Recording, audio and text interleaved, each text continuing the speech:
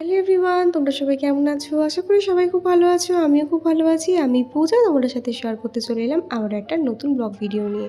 তো প্রথমেই সবাইকে জানাই শুভ স্নানযাত্রার অনেক অনেক শুভেচ্ছা ও অভিনন্দন। তো আজকে ছিল স্নানযাত্রা, তাই ভাবলাম সকাল সকাল স্নান করে আমার ঘরের আমার সব ঠাকুরদের একটু স্নানযাত্রা উপলক্ষে স্নান করাবো।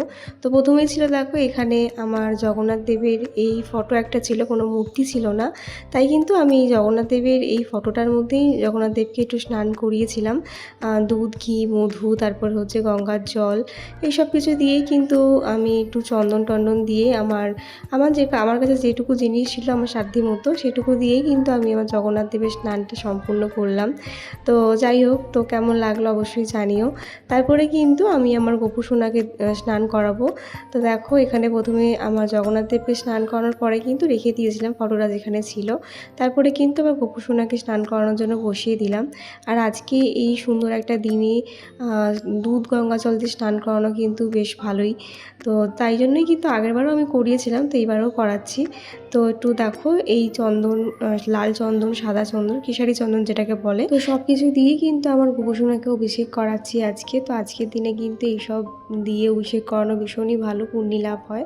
তো যাই হোক, তো তোমরা কারা কারা আজকের দিনে তোমাদের বাড়ির গোপু সোনা বা জগন্নাথ দেবকে স্নান করাও অবশ্যই জানিও।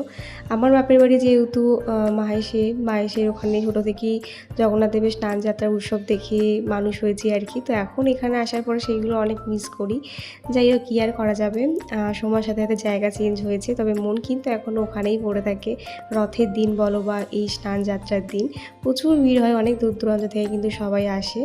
যাই হোক, এখানে তো আমার গোপু সোনার অভিষেক হয়ে গেছিলো। তারপরে দেখো আজকে কিন্তু আমাদের গাছের পেয়ারা আর বাবা এনে দিয়েছিল সন্দেশ, আর ছিল হচ্ছে কাঁঠাল। সেটা দিয়ে কিন্তু আজকে আমি সব ঠাকুরদের সেবা দিয়েছি। আর জগন্নাথ দেবের কিন্তু খুব প্রিয় একটি ফল কাঁঠাল, সেটা দিয়ে কিন্তু আজকে সেবা দিলাম। তো গোপু সোনার সাথে সাথে কিন্তু সব ঠাকুরদেরই সেবা সাজিয়ে দিয়েছিলাম। তো আজকে আমাদের একটা নিমন্ত্রণও আছে, সেটা তোমাদের সাথে আমি পরের ব্লগে শেয়ার করব। তো আমার গোপু সোনাকে আজকে সাজে কেমন লাগছে অবশ্যই জানিও। আর এদিকে দেখো আমি একে একে সব ঠাকুরকে আরতি করে নিচ্ছি। তো আজকে আমার পুজো দিতে একটু দেরি হয়ে গেছিলো, কারণ মামামকে নিয়ে স্কুলে গিয়েছিলাম, তারপরে কিন্তু বাড়ি এসে পুজোটা কমপ্লিট করলাম। তো এইভাবেই স্নান যাত্রা সকালটা আমার কেটেছিল। তো এরপরে কোথায় গিয়েছিলাম, কোথায় নিমন্ত্রণ রক্ষা করতে গেলাম, সেটা দেখতে হলে কিন্তু আমার ব্লগগুলোর দিকে নজর রাখতে হবে। নেক্সট ব্লগে তোমরা দেখতে পাবে কোথায় আমরা গিয়েছিলাম। প্রতি বছরই আমরা যাই স্নান যাত্রা উপলক্ষে, আমাদের পাশে একটা ইনভিটেশন থাকে স্নান যাত্রা উপলক্ষে, সেখানে নাম গান হয় আর কি, বৈষ্ণব সেবার মতো। তো দেখো এখন আমার আরতি হয়ে গেছে। তো চলো দেখা হচ্ছে নেক্সট পার্টে।